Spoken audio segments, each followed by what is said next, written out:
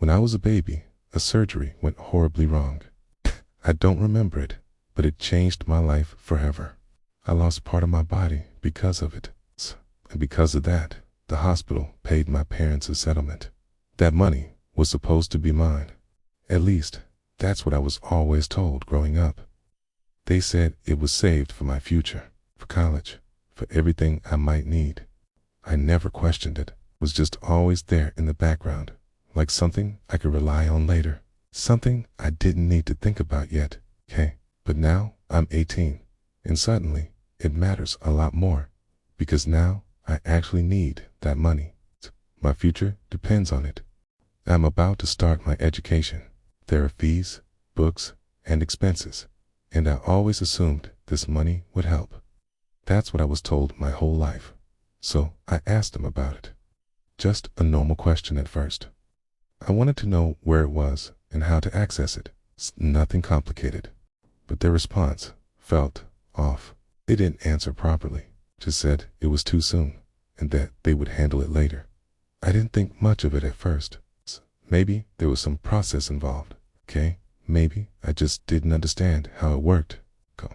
But something didn't feel right. The way they avoided the question stuck with me. It didn't feel normal. It felt like they were hiding something. So I asked again, this time more directly.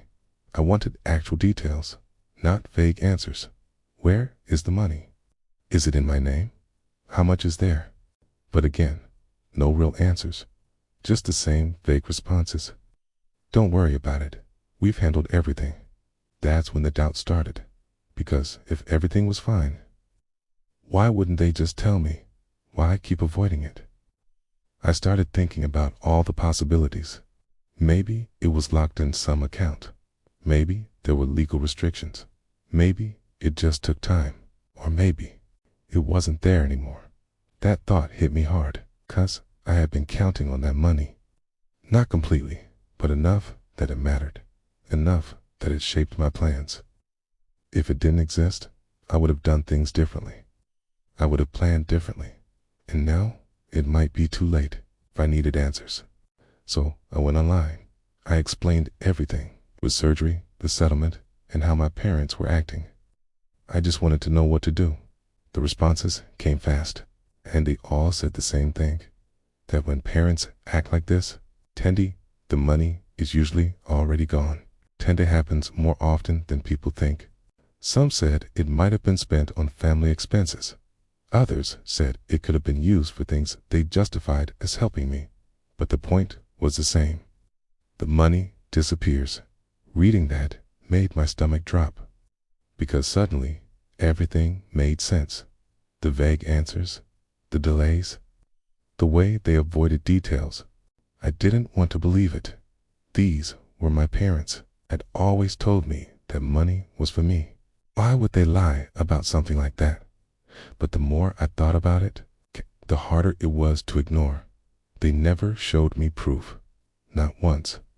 No statements, no accounts, no documents, just words.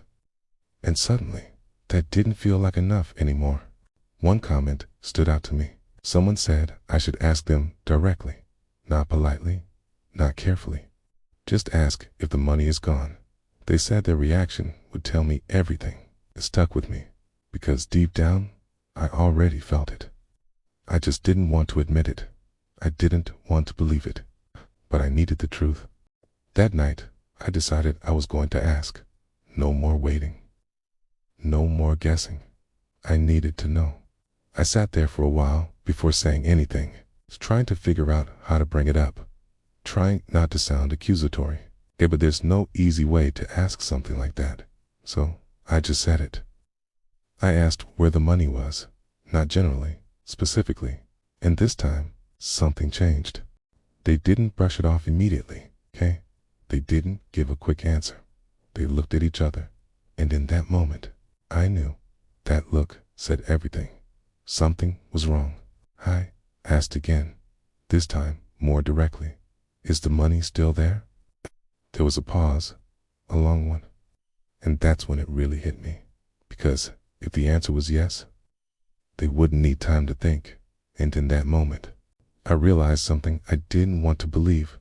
The money I had been counting on my entire life might already be gone. That silence felt like it lasted forever.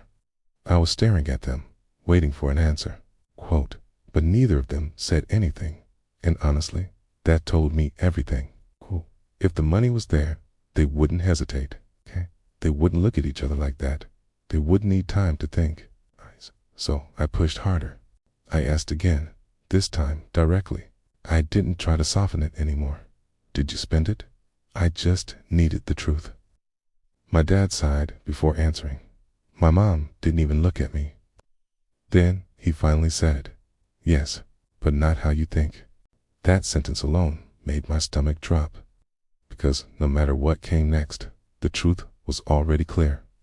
The money wasn't sitting somewhere anymore. It had been used. I didn't even know what to say at first. I had prepared for this, but hearing it still hurt. I felt like something I counted on was gone, even if I expected it. I asked him what he meant. I needed him to explain everything. I wasn't going to accept vague answers anymore. Not this time. That's when he started explaining. He said they didn't just spend it randomly. He said they invested it. And everything changed from there. They used the money to buy the house we live in, and they used the rest to start his business. He said it like it was obvious. For a second, I just stared at him, 'cause that wasn't what I expected at all. Okay? I thought he was going to say it was gone, completely gone.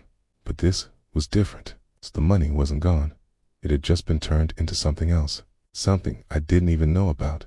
Still, it didn't feel right, 'cause that wasn't what I had been told growing up. I was told that money was saved for me, not turned into something I didn't control. So I asked him that directly. If it was my money, why didn't you tell me? I wasn't even angry anymore, just confused. That's when his tone changed. He said they did it for my future. He said they were building something bigger for me. He said I didn't need to worry. Maybe that was true. But it still didn't feel fair, because no one asked me. And now I was just supposed to accept it. So I asked the real question. What does that mean for me now? Because that was all that mattered. My future. That's when it got up and brought documents. Actual paperwork this time. Not vague explanations, not delays. He showed me everything, and for the first time, it started to make sense. Even if I didn't like it, apparently, I own part of the business. Not just casually, legally. A portion of it is mine. I didn't even know how to react, 'cause that wasn't what I expected at all. I thought I lost everything, but instead, I had something different, something bigger, something more complicated. He explained that I would get money from the profits. That's what I would use for my education, not a lump sum. And over time, the business would become mine. Since I'm an only child, everything would come to me eventually. That was his logic. I sat there, trying to process all of it, 'cause this wasn't a simple situation anymore. It wasn't just money. On one hand, I felt relieved. The money wasn't gone. It wasn't wasted. But on the other hand, I felt weird, 'cause it wasn't my choice, and now I had to deal with it. So I asked more questions. This time, they actually answered. Fully. No more avoiding. For the first time, everything felt clear. No guessing. No suspicion. Just facts. And slowly, my mindset started to change, because I had expected the worst. I thought everything was gone. But it wasn't. It had just changed form. By the end of the conversation, everything felt different. The same situation that felt like betrayal didn't feel like that anymore. It felt complicated, too, but not bad. I even felt a little guilty, because I had assumed the worst about them. I thought they had taken everything from me, but they hadn't. They had just done it differently. In the end, the money wasn't gone. It was still mine, not in the way I expected. And now, instead of just receiving it, I had to understand it.